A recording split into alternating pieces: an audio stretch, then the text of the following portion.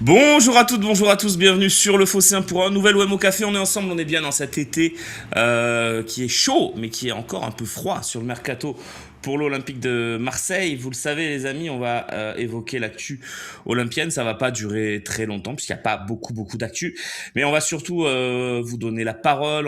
Je vais vous proposer de donner votre avis aussi dans la deuxième partie. Donc voilà, on va évidemment évoquer tout ça ensemble. Je suis avec vous sur Twitch, sur YouTube, sur toutes nos plateformes. Évidemment, on a un train de live qui est parti sur Twitch. Merci à ceux qui nous font confiance et qui ont envie de nous voir continuer à faire des émissions pendant longtemps. Donc continuez à nous soutenir de cette façon. Vous le savez, vous avez Prime. Si vous avez Prime Vidéo, vous avez un like, un sub gratuit à nous offrir. Donc n'hésitez pas à le faire. C'est quelque chose que vous avez déjà payé. Voilà, merci beaucoup à Hendrik, à tous ceux qui l'ont déjà fait ce matin. On a David Lawitt, bien sûr. On a Mika Le Dromois. Voilà, on a beaucoup de monde déjà qui lance ce train de la hype. Et puis, je suis avec vous sur YouTube aussi. Coucou, les amis. Oui, on a un match amical contre Nice. C'est vrai que c'est assez particulier, d'autant qu'il y a, comme tu le signales, GLE, il y a l'affaire Lorenzi. Il y a aussi l'antagonisme, hein, entre les deux équipes qui monte d'année en année. Oui, c'est très particulier. Oui, je comprends, Tom Tom, pas de problème. Tu me dis le sub, c'est pour les matchs amicaux ce mois-ci. Je le comprends très bien. Je le comprends très bien, même si évidemment, c'est pas les matchs les plus incroyables à suivre, mais j'entends totalement ton argument. Merci Naïm pour ton prime, ça fait plaisir. Euh... Marseille boycotte aussi Ligue 1 Plus pour les matchs amicaux. Pourtant, ils avaient dit qu'ils feraient tout pour aider la chaîne et préfèrent nous demander de payer un abonnement. C'est pas aussi simple, Matt du Finistère. Il y a il y a double marché, c'est-à-dire que évidemment ils les mettent sur Twitch pour les premiers. Par contre, normalement, il devrait y en avoir un, le dernier, qui sera sûrement au Vélodrome, qui sera sur Ligue 1 Plus. Voilà, donc ça, ça devrait être le cas. Voilà. Est-ce que le Fossé insiste à certains entraînements de cette préparation? Oui, quand c'est ouvert à la presse, évidemment, mais si on n'en tire pas grand-chose de toute façon. Rastaman, merci pour ta question. Mais c'est très rare. Hein. Je crois que ça a eu lieu qu'une fois, me semble-t-il. Ton avis sur la réforme du foot votée? Écoute, de toute façon, la Ligue 1, elle est dans une telle, le foot français est dans un tel marasme dans les instances, avec notamment la crise des droits télé, que il y a plein de choses à réformer. Donc, moi, je suis pas contre les réformes de base. Voilà. Donc, après, on va voir ce que ça donne. Euh... Ah, merci le Duc de Mars pour ta question. Pourquoi vous ne faites plus le jeu des connaisseurs de l'OM? Je sais plus comment ça s'appelait. C'était un très bon jeu. C'était l'OM Champions Quiz. Il y a 2 saisons qui sont dispo en replay sur le Phocéen d'ailleurs, si vous les avez pas vus. Et c'était bien sympa. J'avais pris beaucoup de plaisir à animer ça avec les copains experts qui répondaient aux questions. Donc voilà, vous trouvez ça facilement sur le Phocéen dans la catégorie replay. Euh,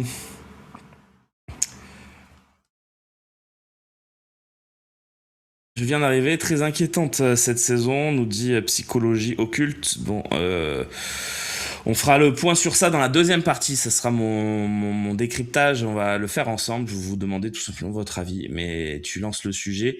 Très inquiétante cette saison pour l'instant, je vais regarder de loin, même si j'aime mon club, c'est mieux parfois, histoire de s'éviter la colère inutile. Bon, j'ai eu des prises de position très pessimistes, je le reconnais. J'ai été affecté par le faible montant de transfert du joueur majeur de l'équipe depuis 2 ans, que je trouve très mal vendu et je changerai pas d'avis. Pour moi, à ce prix-là, autant le garder. Euh, bon, ça c'est un autre sujet, j'en parlerai plus trop, mais voilà. Donc j'ai été très affecté par ça. Je me suis dit si même ça, on n'est pas capable de le faire. Euh, Si même ça on n'est pas capable de le faire, c'est compliqué. Voilà, donc Non, non, Canucci n'a pas quitté le Phocéen, c'est juste qu'il a droit à des vacances, comme tout être humain normal. Donc effectivement, en ce moment, il en profite et il a bien raison avant cette saison qui s'annonce longue et intense. Voilà, donc je l'embrasse d'ailleurs, Romain. Que penses-tu des débuts de Lorenzi? C'est très dur euh, très dur de juger parce que pour l'instant, on a quoi? On a une conf et un transfert raté. C'est trop peu pour juger. Voilà, donc moi je vais laisser quand même un bénéfice du doute et encore heureux à Lorenzi. On fera un premier jugement au 20 août et puis au 31 août à la fin du mercato. Mais bon, je pense que qu'il va falloir faire un gros mercato pour contenter les indécis et et ceux qui sont déjà en défiance. Voilà, alors il y en a qui sont à fond évidemment et je peux comprendre. Mais voilà. Un joueur qui veut partir, il faut le garder, nous dit Arnaud Leblanc. Écoute, moi, cette version de il veut partir, elle est pas si claire. Il y a deux éléments qui me font dire que c'était pas si clair. C'est qu'à la fin de la saison, il dit quand même je veux rester publiquement. Donc, pour quelqu'un qui veut absolument partir, soit tu dis rien, soit tu dis le contraire, mais il dit quand même publiquement je veux rester à l'OM. Il le dit au trophée UNFP. Et puis il y a le directeur sportif de Fenerbahçe ou un truc comme apparenté directeur sportif qui au moment de la signature dit Greenwood n'avait que deux envies, soit rester à l'OM, soit venir chez nous. Bon, donc ça veut quand même dire ce que ça veut dire. Moi, la communication de il voulait absolument partir, je n'y crois pas. Déjà, la reprise, il l'a faite sans broncher. Il est venu, il a fait la reprise avec les coéquipiers. Voilà. Donc moi, cette version officielle, c'est pas que j'y crois pas, c'est que je me méfie. Voilà. Peut-être que ce départ arrange un peu tout le monde, certes, mais voilà, peut-être que la solution de facilité a été trouvée et que la solution compliquée, c'était peut-être d'essayer de le garder. Voilà. Mais bon, ça, c'est un autre débat. Et je vais pas rentrer dans ça parce que j'ai pas tous les éléments, mais j'ai deux déclarations qui font que je pense quand même que c'est pas si limpide que ça. Il veut partir à tout prix. Euh, il avait rendu sa maison. Oui, oui, bah, d'accord, il avait rendu sa maison. Tu sais, une maison, ça se retrouve. Hein. Quand t'as 3 ans de contrat, bon, bref. Mais oui, ça c'est une vraie info, effectivement. Euh, Il y a cette rumeur, effectivement, ce bruit, cette info, je ne sais pas comment le qualifier, mais qui dit que on lui a proposé de baisser son salaire. Ça a peut-être joué aussi dans son départ, ouais. Merci à Jalabert. Mais tiens, il est pas il est pas en train de préparer l'étape du jour, Jalabert. Il nous met un prime, c'est sympa, c'est sympa. Hello Romain, est-ce que la loi sur la réforme de la gouvernance va même en rabattre les cartes? J'en sais rien, Excusez-moi. Excusez-moi, voilà, ça fait du bien par où ça passe. Est-ce que la loi sur la réforme de la gouvernance va vraiment rabattre les cartes? On verra. Pour l'instant, c'est quand même très difficile de dire si le bouleversement à la Ligue va influencer les clubs. Pour l'instant, je pense que c'est un peu compliqué de donner un avis précis là-dessus. Voilà, j'en ai pas d'avis précis. Tout va dépendre du remplaçant de Greenwood. On reparlera de lui en pleurant ou pas. Euh... Je vois pas comment le remplaçant de Greenwood pourra nous le faire oublier, mais je demande à voir et pourquoi pas un miracle, qui sait. Euh... Nico Amskas qui nous dit on a plus de chances de finir top 5 ou Sexas deuxième. On est en plein Tour de France. Je pense qu'on a plus de chances de finir top 5 quand même. Polo, déjà, s'il arrive à faire troisième, ça sera un super Tour de France. On est d'accord qu'il n'y a aucune hype pour cette saison. C'est le Caravan Pass qui nous dit ça. Même niveau mercato, c'est boring. En fait, oui, on est d'accord. Hein. On est totalement d'accord. Donc, mais une fois que ça va s'enclencher, parce que ça va s'enclencher, on va pas faire un mercato à zéro recrue, j'ose pas y penser. Je pense qu'il y aura au moins des prêts.